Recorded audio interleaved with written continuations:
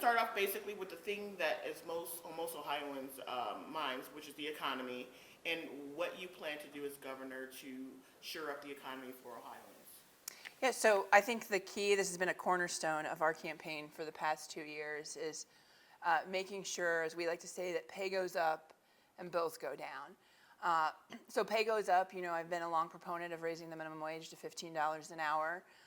We're seeing that happen just from the labor shortage overall, but we think we need to make that the rule in the state, because too often in our communities, and I see this in Dayton and across the state, people are working 2 low-wage jobs, can't make ends meet, still have to go to the food banks, which are struggling to provide for their children. It's un-Ohioan, it's un-American. We have to remember why we work. We work to provide for our family and to provide for ourselves, and working to continually be behind is not something I think that works for the state of Ohio. This is a state that works, and it should be compensated justly for that work. Secondly, last month we unveiled our One Good Jobs pledge, which I'm really proud of. It's pretty common sense, frankly. The state of Ohio says that there'll be 22,000 open jobs in this state, and that was before Intel was announced and before the bipartisan infrastructure bill went out. So the 22,000 jobs are particularly around building Ohio, the jobs that are around building bridges, building broadband, building buildings. And so this, both the graying of the industry and also just the lack of pipeline in the state is becoming a big issue. So we want to put $65 million in apprenticeship readiness programs that really widens those pipelines all across the state. And then at the same time, anything over $10 million that is done by the state for construction would be a PLA. So that would continue to move those jobs right through. So they're guaranteed jobs basically once they do the apprenticeship work.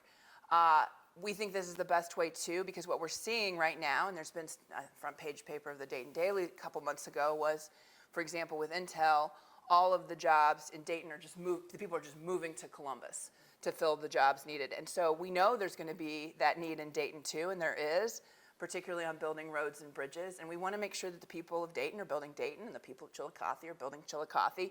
And for us to build the pipeline for apprenticeship will help that immensely. Right now, this administration's answer is, oh, we'll just bring people in from out of state. And you know what happens when they work here Monday to Friday, then they take that money and go to the other state and stay in their homes. And that is not the real opportunity we could have from both the bipartisan infrastructure bill and the Intel effort, and overall, just the building of our state overall. We know we need these jobs. We need to be filling that pipeline up. And I think that will help, again, getting folks pay up overall. These are good jobs. They provide pensions and benefits and retirement, and that's the real opportunity to build communities from the middle out. And frankly, I know I'm in Columbus, but I know there's other papers here. The answer to the state has always been, from this administration, that if you're young and you want to stay in Ohio, you need to move to Columbus. And that's an unacceptable answer for our state, frankly. Most of the growth in Ohio has been from Columbus, has been from other Ohio cities. It's census data shown every single time there's a story, that's the story. Compare that to other cities that Columbus compares itself to, like Nashville, for example. You actually see the growth coming from out of state. That is not the case here. We are eating our own on this issue, particularly because we're not investing in communities across the state. The One Good Job Plan will help build that middle class in communities that aren't just Columbus. So that, I think, is really important. At the same time, we know we got to get bills down.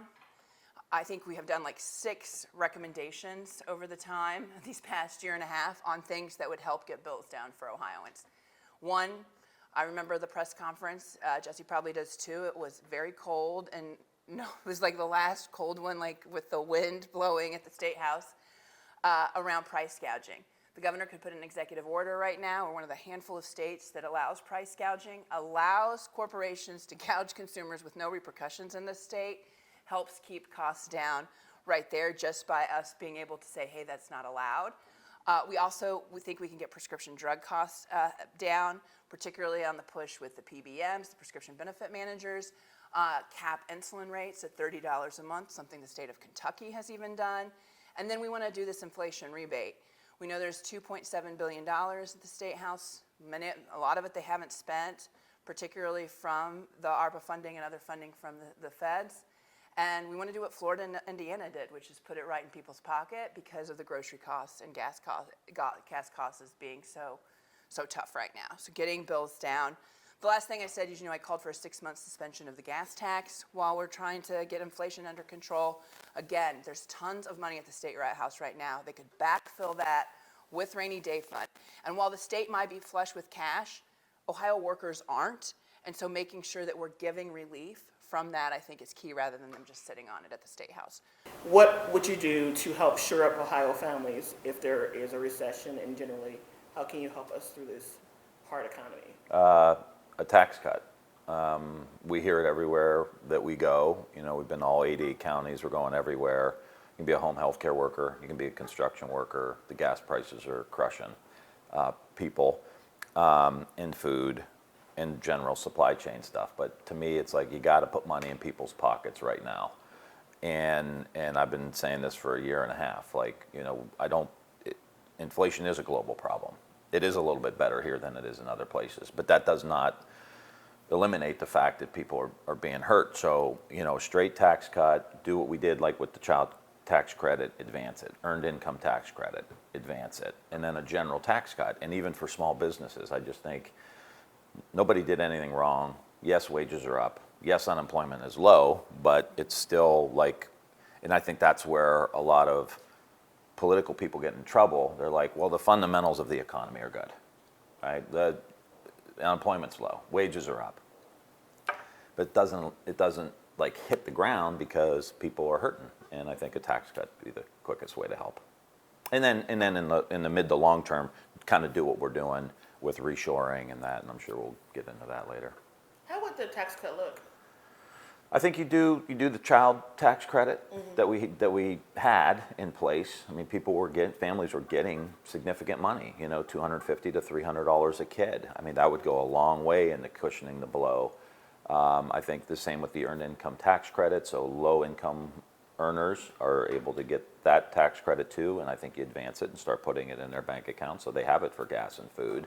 And then I think a general tax cut for workers. I mean, even if you don't have kids or maybe you're doing okay, you still need some relief. And we're not going to need to do it forever, but I think in the short term we should be able to do it. And I think we can pay for it by asking the wealthiest people in the country to pay a little bit more too. So it could be budget neutral in that regard. But those would be like 2 or 3 of the ways that I would do it.